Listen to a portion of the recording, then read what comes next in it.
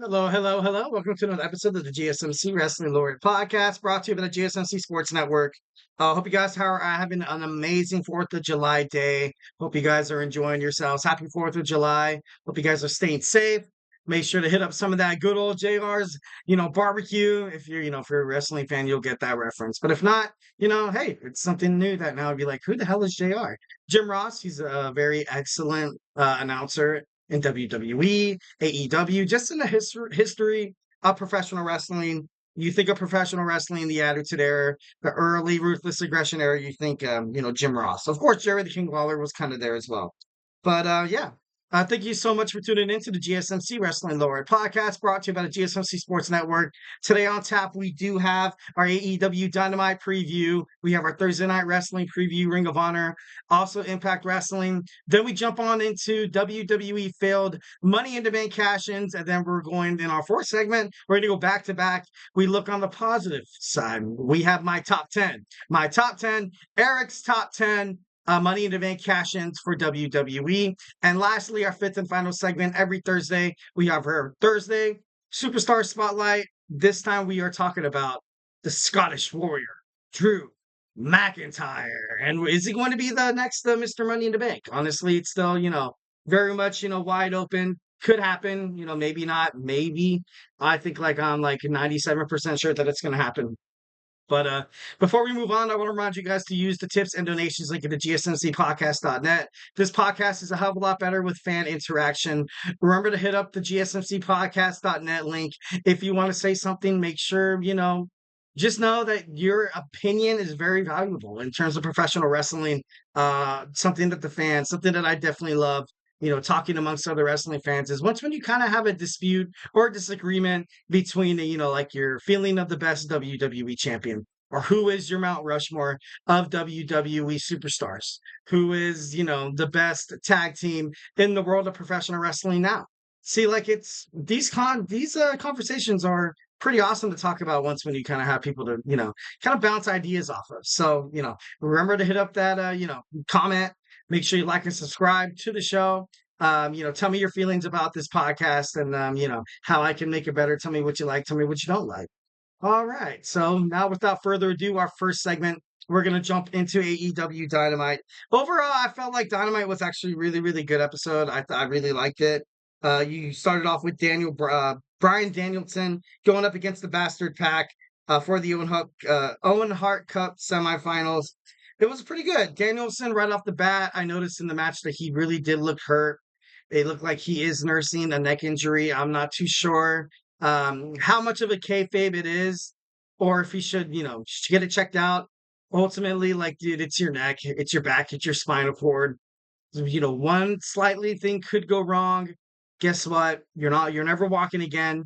You're never driving again. You're never the same. You're never the same. You can't walk your daughters, down the aisle, so to speak, when they get married. So a lot of stuff, a lot of, kind of, heartbreak, a lot of like just negative feelings that you kind of have to think about. But obviously you do kind of have to jump ahead in terms of, this kind of injury. Neck injuries are never, never really, thing to take, never really something you could take lightly in terms of professional wrestling. Obviously, you kind of had what happened with, um, not Damien. His name's not Damien. Oh, I can't believe I'm right. Droz, who, you had D'Lo Brown botch a move, and, Droz was basically paralyzed from the neck down. And dude, it's crazy. And this isn't Daniel Bryan's first, neck fusion kind of surgery. Perhaps maybe it could happen, maybe it doesn't. But overall, you got to take care of your overall health. It would be interesting to see who goes on to AEW Wembley Stadium All In to challenge AEW World Heavyweight Champions for sure. All right, so Daniel Bryan or Bryan Danielson, I told you guys I'm always going to do this.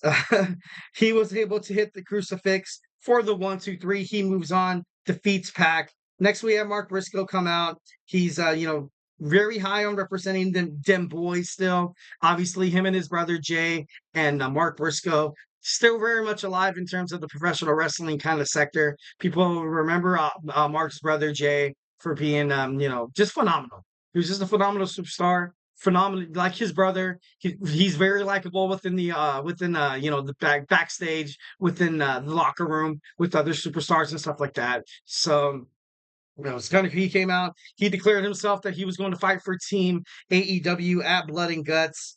Kind of like a kind of if you never heard of AEW Blood and Guts, it's kind of like NXT War Games. You have two cages lined up side by side, and then you're gonna have Team the Elite. Now all of you have Okada, you have the Young Bucks, and you also have Jack Perry. They're looking for a fifth. As of right now, Team AEW only has one, and it is the Ring of Honor World Heavyweight Champion, Mark Briscoe. So, definitely thought that was pretty cool. Kyle O'Reilly came out. Obviously, you saw Jack Perry attack the Ring of Honor World Heavyweight Champion Mark Briscoe. Kyle O'Reilly had to come out and kind of, save his butt, so to speak. Then you had Okada come out and he basically rainmakered, Kyle O'Reilly, sending him down. Terrible, terrible, terrible. I like Okada. Out of all the group in the Elite, I feel like, Okada's kind of the one that's been supporting the group, that's kind of been, holding them on his back. If you paid attention to Anarchy in the arena, you had him break up a whole bunch of pinfalls. You had him essentially kind of set up Jack Perry for that 1, 2, 3, covering Bryan Danielson. See, told you I was gonna do it. But kind of crazy, kind of a way, to kick off AEW Dynamite. And yeah. And next we have Chris Statlander takes on Willow of Nightingale. Obviously, this is also an Owen Hart Cup qualifying match. I think it's the semifinals. No, it was the quarterfinals. Semifinals. Willow won, and I'm so happy to see Willow, pick up the victory. I feel like although she had so much control within this match, well, I felt like it was a nice little 50-50 split. Obviously, Stokely kind of paying dividends, distracting the former AEW TBS champion. But if you look at Willow and her body language, it kind of looks like she kind of looks like she's at ends with herself. Like, you know what I mean? Like, I don't know. Like, Chris Statlander betrayed Willow of Nightingale's trust. And that's tough. Especially, in terms of professional wrestling. One of those things I was like, okay, I'm not really sure I can ever trust this person again. But I don't know. You had basically Chris Statlander with the best wrestling storyline you could possibly have is to get good with your competition, create allies, but ultimately stab that person in the back, ending it all, which was kind of what Chris Statlander did to Willow of Nightingale at AEW Double or Nothing.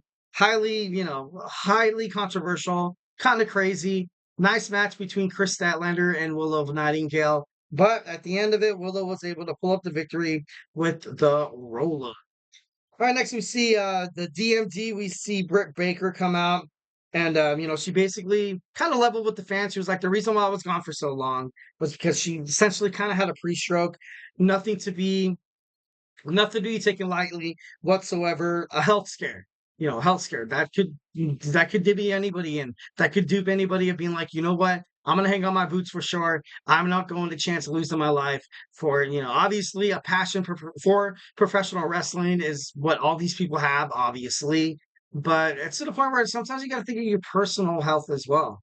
That's why some people kind of take a step away from the ring. Like when you saw Shawn Michaels when he got his back hurt, or even before then when he was, kind of having emotional problems and stuff like that. You sometimes need to take a step away, work on yourself, become, come back better and stronger than ever. Which, no doubt in my mind that Britt Baker is definitely on the train for kind of doing it here.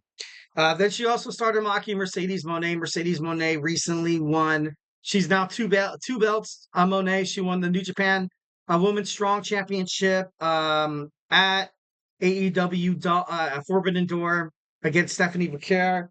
And, obviously the sky's the limit. The sky is the limit for Mercedes Monet, but, kind of crazy. Next, so we have Will Ospreay wanting out of the Don Callis family. Surprisingly, Don Callis was like, all right, yeah, that's cool. But we all kind of see how that's going to wind up in the future. You saw a little disgruntled. You see a little kind of disgrace and a look of disapproval on the Ring of Honor World Television Champion, Kyle Fletcher.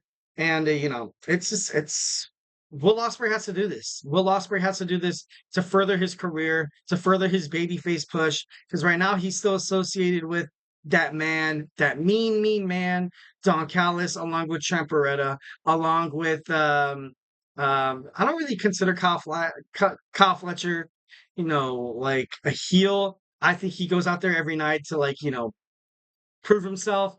For that, you kind of become a heel when it's like, oh, this guy's kicking all the good guys' asses and stuff like that. So you can't really throw shade at Kyle Fletcher. Chris Statlander also in the Don Callis family. So, kind of crazy. Next, we see the Learning Tree promo come out. Chris Jericho gets Taz off the screen. Taz is relieved from his announcing duties for the rest of the night, courtesy of the EVPs. It was granted by the EVPs in terms of Chris Jericho.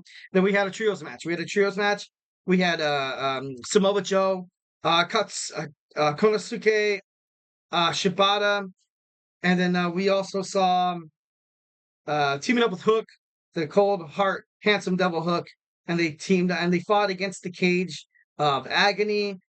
Samoa Joe, obviously got the win. You kind of see these three superstars building up momentum that I didn't really know they had. The Bad Apple, Big Bill, attacked Shibata, Hook, and Joe after the match, kind of signifying that Chris Jericho, he does have this, kind of this personal vendetta against, Hook because he refused his services under the Learning Tree. But something I love about Chris Jericho is that he's able to just flip-flop back and forth between this potential face role, which was never really a face role. I don't believe the Learning Tree would have ever been the face, like a face role. But now he jumps kind of back into that criminal, kind of back into that negative stance in terms of professional wrestling, kind of that heel, which I feel like Chris Jericho within his career has been a lot, kind of better as. I remember him in WWE during his, his last run where he was like, you just made the list. And then he would like write them down and stuff like that. Yeah, it was funny. It was cool and all that. But Chris Jericho, he's out there to prove a point that he's, kind of a jerk. He's kind of a jerk. And it's not, to be mean, or it's not to, diminish other wrestlers and their pushes or anything like that. It's because Chris Jericho has so much attention around him. Every single time he steps into the ring, you pay attention. Every single time he steps into the ring, you kind of, you have this anticipation of something big's going to happen. So definitely love that from Chris Jericho. All right, next we have an Owen Hart quarterfinals match. The EVP's special pick was ultimately Hangman Adam Page. Kind of knew that was going to happen. He defeated Jeff Jarrett, which was kind of crazy because, Jeff Jarrett was Owen Hart's last tag team partner. He tag teamed with the Blue Blazer. And, of course, on the night Owen Hart tragically, passed away. He was supposed to be with Jeff Jarrett, and it's just kind of crazy. It's, absolutely kind of crazy. Hangman Adam Page, like I said, once again, looks like he's on a mission. And Jeff Jarrett, he tried hitting the sharpshooter. He did nail it down for a little bit, but it wasn't ultimately enough to defeat the Hangman Adam Page. So, you had, Adam Page moves on in the Owen Hart Cup semifinals to take on the Switchblade Jay White. Next, we see Adam Page in the back talking to the EVPs, the Elite, and he doesn't want anything a part of them, which is, kind of cool because I thought they were going to be his fifth. I knew that it had to be somebody with EVP, kind of titles. It would have been Kenny Omega, but Kenny Omega was taken out by the Elite. Cody Rhodes obviously is with WWE, but I don't know. I feel like this storyline with Hangman Adam Page is, right now kind of going well. You haven't seen Hangman after he was ultimately suspended by Matthew and Nicholas Jackson on Dynamite about, what was that, about 3 months ago? That was a long time ago, damn. All right, and then we have MJF in the corner of Daniel Garcia. Will Ospreay retains the AEW International Championship. Ospreay wins at the end of the match. Highly shocking. Check it out on social media. The attack by Maxwell Jacob Freeman on poor Daniel Garcia. It was crazy. It was nuts. But MF doing what, MJF doing what MJF does. So I can't really say I'm being too shocked. Well, guys, do not go anywhere. We're going to jump on into our second segment. We're going to hop into the ring of TNA Impact and also Ring of Honor, Honor Club 71. So, hey, do not go anywhere.